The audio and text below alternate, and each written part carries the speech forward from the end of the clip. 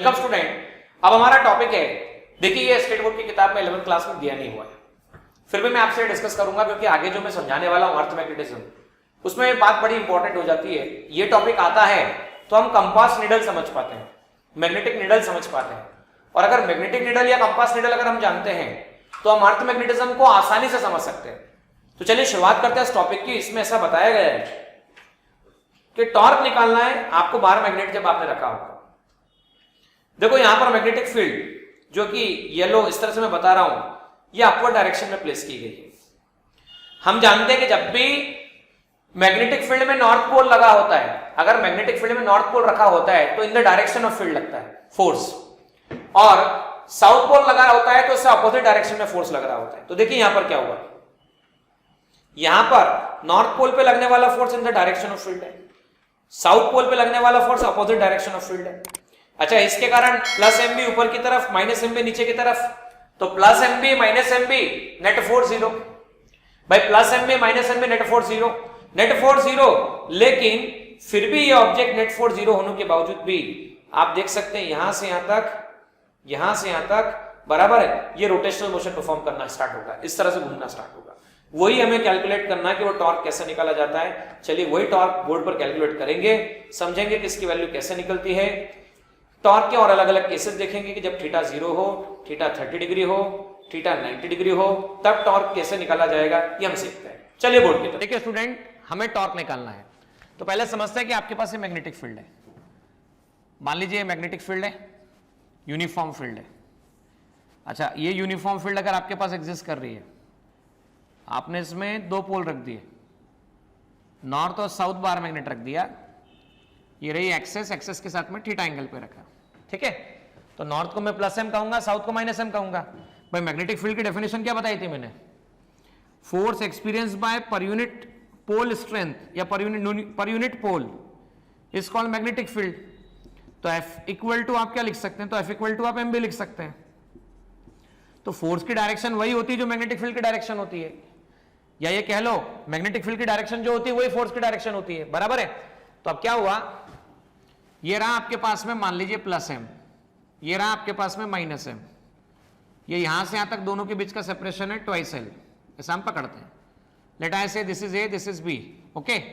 अब क्या हुआ, प्लस एम है मतलब नॉर्थ पोल है, माइनस एम है मतलब साउथ पोल है, और मैंने बताया है प्लस एम हुआ तो देखो नॉर्थ पोल पे लगने वाली direction plus M magnetic field, तो नॉर्थ पोल पे फोर्स उसी डायरेक्शन में लगेगा जिस डायरेक्शन में मैग्नेटिक फील्ड है। लेकिन साउथ की हम बात करें तो माइनस एम बी वेक्टर, तो भाई साउथ पोल पे लगने वाला फोर्स जो होगा वो अपोजिट टू मैग्नेटिक फील्ड लगने वाला है। तो यहां देखिए नॉर्थ पे लगा फोर्स कहां पर, इस तरफ फोर्स है एम बी, साउथ पे लगा आपके पास में किस तरफ, अपोजिट टू फील्ड, ये आपके पास में एम बी, बराबर है। क्योंकि ये रही फील्ड की डायरेक्शन, ये रही फोर्स की डायरेक्शन। अब यहां चेक करो आप ध्यान से, आप ये नोटिस करना है इस बात को, भाई नॉर्थ पे लगने वाला फोर्स और साउथ पे लगने वाला फोर्स दोनों के डायरेक्शन और नेट फोर्स निकालते हैं। नॉर्थ पे लगा, साउथ पोल पे लगा, तो नेट फोर्स नॉर्थ मतलब plus M B vector minus M B vector. अच्छा, plus M B minus M B कितना हो गया आपके पास में आंसर 0। मैंने माइनस एम बी क्यों कहा, कारण सुन लीजिए, राइट साइड प्लस आई, लेफ्ट साइड माइनस आई, ऐसा भी कह सकते हैं, या माइनस साइन के साथ में लिखा तो भी कह सकते हैं हम, नेट फोर्स 0। अच्छा, नेट फोर्स 0 है तो भी समझिएगा ध्यान से, ये एम बी है, ये माइनस एम बी है। हम लोगों ने ऐसा कहा, suppose this is A point B and this is point C, यहां से यहां तक टोटल है लेंथ 12, ये एंगल बनने वाला थीटा आपके पास अवेलेबल है।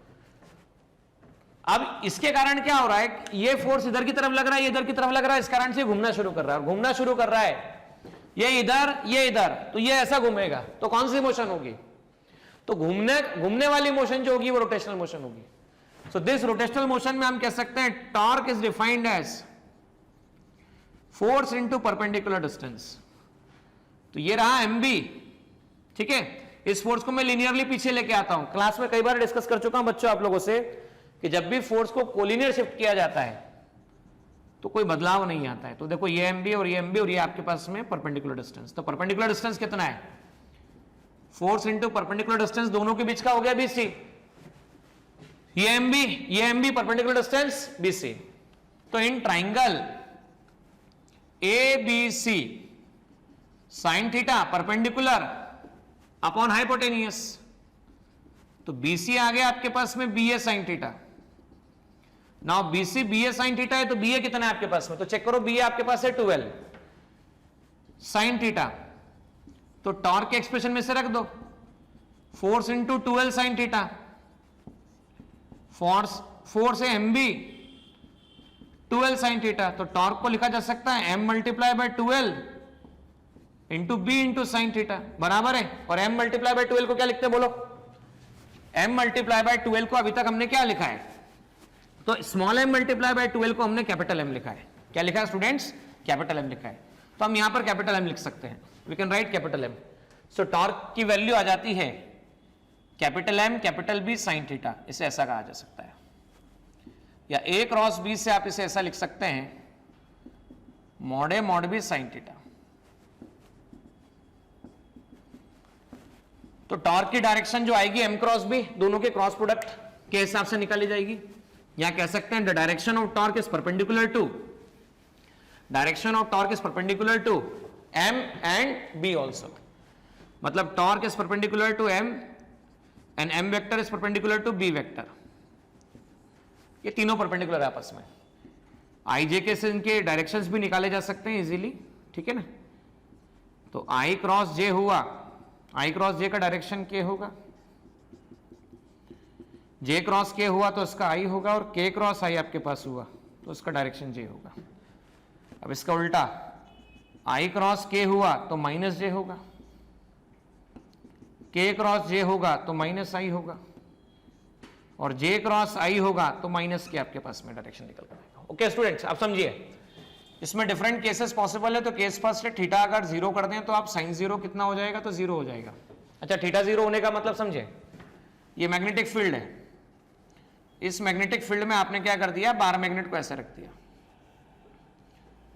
ठीक है। तो इस पे लगने वाला फोर्स एम बी, ठीक है, तो ये हो गया plus M B minus M B.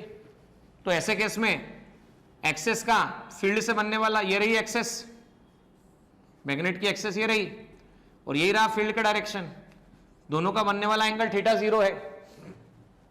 तो टॉर्क को क्या लिखा जा सकता है, mod M mod B sine zero.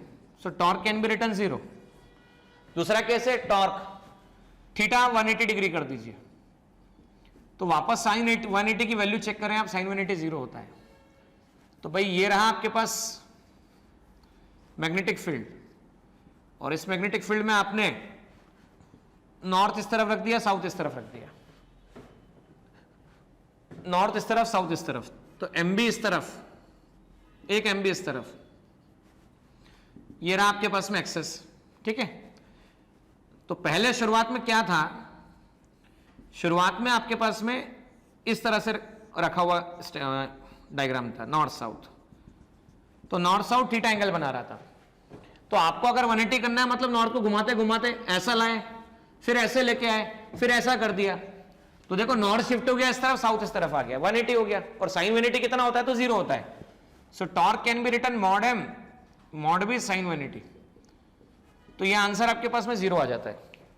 ना तीसरा केस समझिए, जब हम बात करते हैं 90 डिग्री की, भाई शुरुआत में आपके पास में मैग्नेटिक फील्ड और एक्सेस के बीच का एंगल चेक करो, ये रहा मैग्नेटिक फील्ड, ये रहा एक्सेस, इसके बीच का एंगल थीटा है।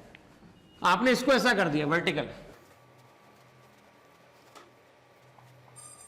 ये नॉर्थ साउथ वर्टिकल कर दिया, तो ये आ गया एम बी, ये आ गया आपके पास में एम बी, तो प्लस एम बी और माइनस एम बी इस तरह से कहा जा सकता है, बराबर है।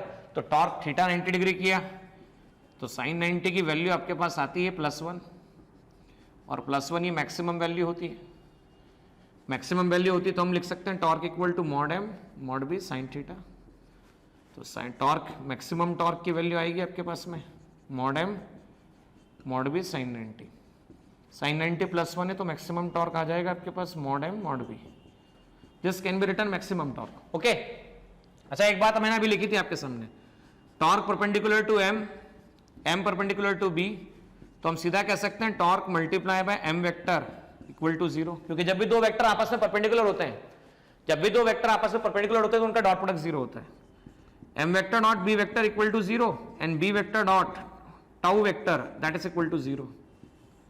क्योंकि आप देख भी सकते हो, ये आपके पास दो वेक्टर है, mod A mod B cos theta. Theta सोचो 90 डिग्री है, तो mod A mod B sine 90. Sine 90 0, तो डॉट प्रोडक्ट हमेशा 0 आएगा. तो इस तरह से हमने टॉर्क के बारे में डिफरेंट पॉइंट सीखे हैं.